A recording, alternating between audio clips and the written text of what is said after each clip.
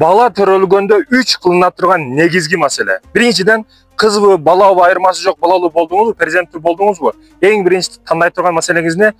Бул ысым маселеси. Бизде кыргыздарга көп узун ысымдар туура келбейт. Эки мияны бир кылып коюшуңуз да керек эмес. Мисалы Мухаммад Юсуф. Ана Муха деп болот да, көп кыскартып. Кээде ошо ата сөзү, апа сөзү кыскартып болот, кличка кылып. Жок, мындайды кереги жок. Кыска нуска бизге керек аттарды тандашыбыз керек, маанилүү жакшы. Анан кээде жаштыгында аты туура коюлуп, кыргызча коюлуп, аты туура болсо, кийин башкача кылып өзгөртүш шарт эмес. Атың ошо бойдон кала берсин. Пайгамбар өзгөрткөн эмес мындай ысымдарды. Бул экинчи, биринчи маселе, туура ысым коесуз, Мухаммад, Имран, Абдулла, Абдуллах, Рамазан кое бересиз. Нух, Муса, Иса, Айса пайгамбардын ысымдарын кое бересиз. Бул биринчи ысым кое турган маселе.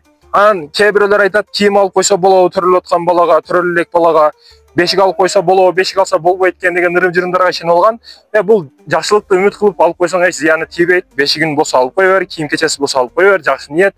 Бул эч бир зыяны тийбейт. Бул ширк, туура эмес ишенимдер. Бешик алсаң балекел эткен, балаң төрөлбөй калат экен деген нерселер туура эмес. Кыла бересиң, ала бересиң. Үчүнчү маселе акыйка маселеси. Акыйка кылышың керек. Кыз бала төрөлсө кызга жараша, бала төрөлсө балага жараша.